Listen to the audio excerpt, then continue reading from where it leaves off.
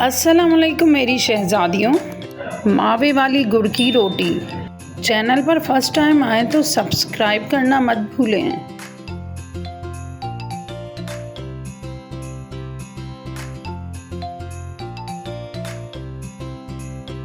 आटे की रोटी बनाएं। उसके हाफ पार्ट पर 2 टेबलस्पून क्रश्ड गुड़ ऐड करें, 2 टेबलस्पून मावा और उसको इस तरह फोल्ड कर लें।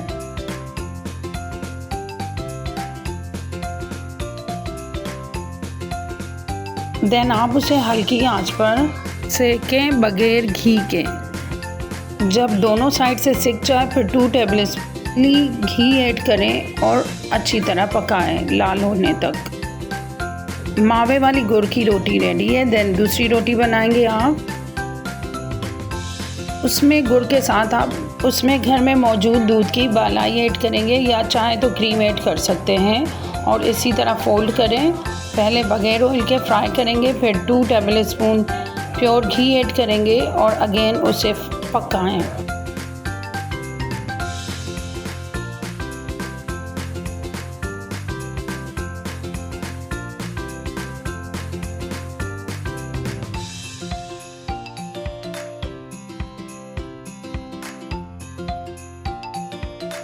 फिर ऊपर से 1 टेबलस्पून मक्खन ऐड कर दें, पीसेस करें और एंजॉय करें।